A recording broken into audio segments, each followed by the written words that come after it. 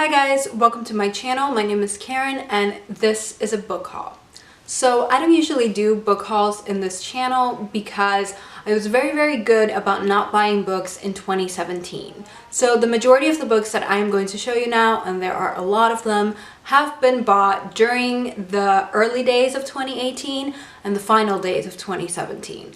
I don't really know what that says about my 2018 reading year. I think I will probably be buying quite a lot more books than that I did last year and that I anticipated, but I just have gotten that book buying craze again. I have not bought a lot of books in a long time, so I feel like I deserve this. I deserve this moment. Some of these books as well have been gifted to me and others I have won in Goodreads giveaways, so they were not all from my pocket, which is a good thing.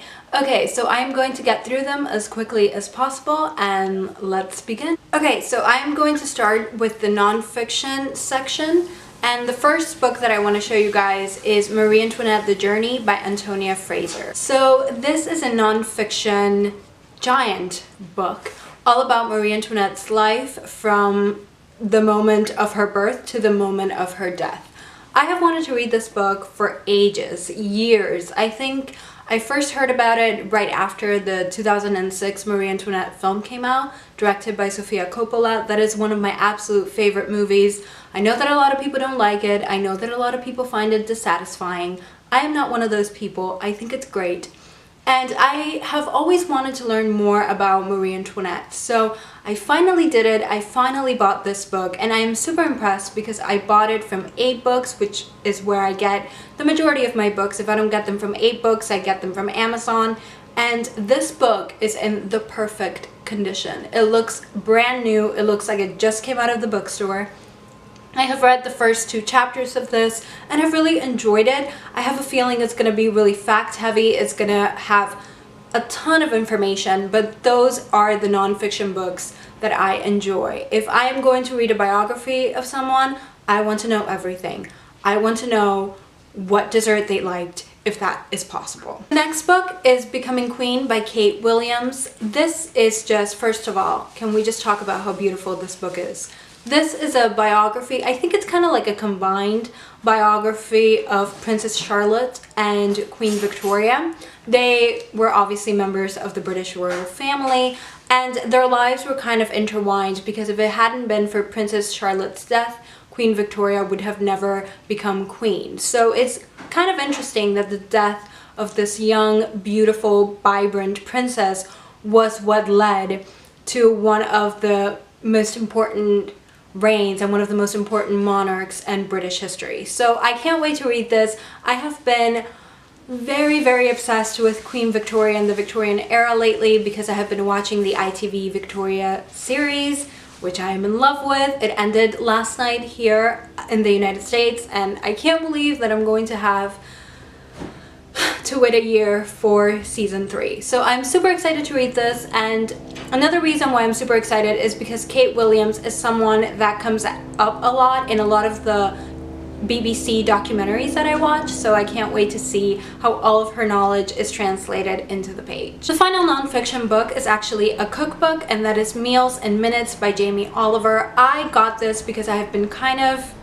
cooking a little bit lately and I thought that Meals and Minutes sounded perfect for me. Unfortunately, I looked through it and the recipes are not ones that I really gravitate towards, but I will not be selling this book because I got it from an Amazon seller and it actually comes from a note from the seller's mother.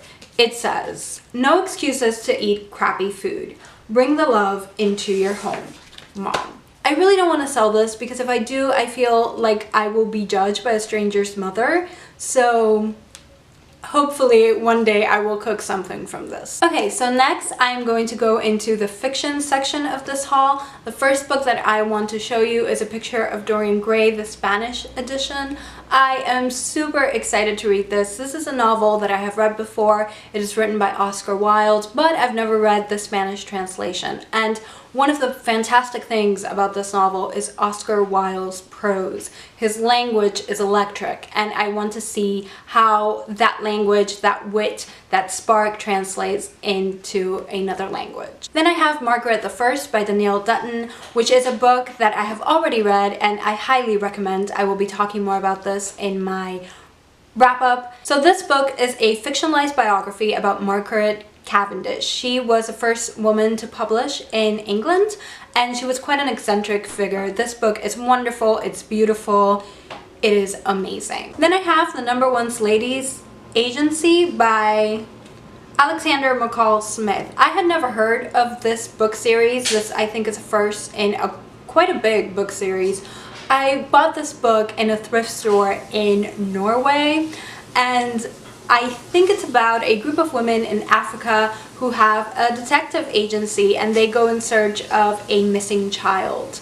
So I have not read this yet, but I'm excited. It's always nice to find books that you've never heard of before, and this is certainly one that I have never heard anyone else talk about. Then I have a book that I won in a Goodreads giveaways. This is Dark Tales by Shirley Jackson. This is a short story collection filled with dark, creepy tales written by the one and only Shirley Jackson. I have never read anything by her, but I know that people just adore her and that she is one of the masters in her genre. So I can't wait to read this. I was so excited when I found out that I won it.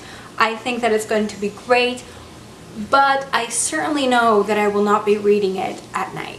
Then I have Never Let Me Go by Kazuo Ishiguro. This is a very famous novel. It follows a woman called Kathy H. and her life from childhood all the way to adulthood. She has a very interesting, sad life, and this book is just absolutely beautiful. I have already read it, and I am so happy that I own it.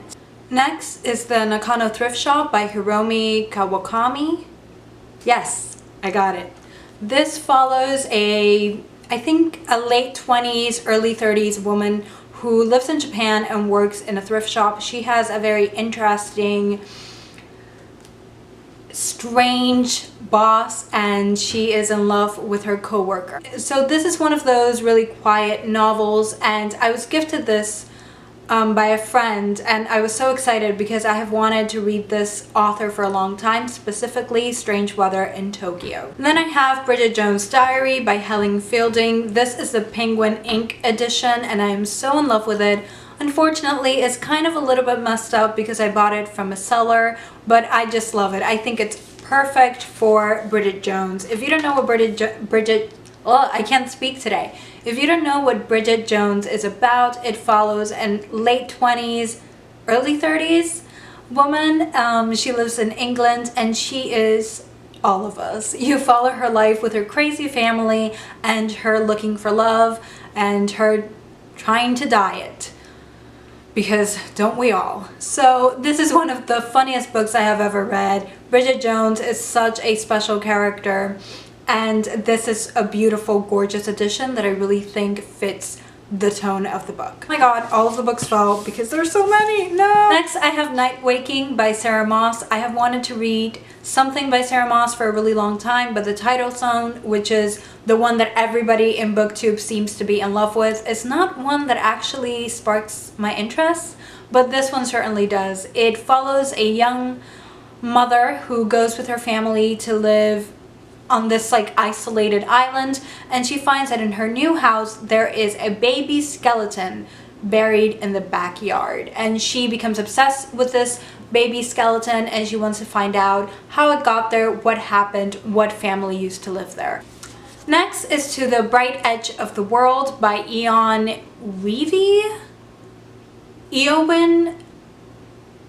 Ivey? I think it's Owen Ivy. It has an E at the beginning, so I don't know. This is another book that I won in a Goodreads giveaway. I think it's a historical fiction novel that follows a couple. They're married, and I believe that when the wife gets pregnant, the husband has to go to Antarctica for an expedition.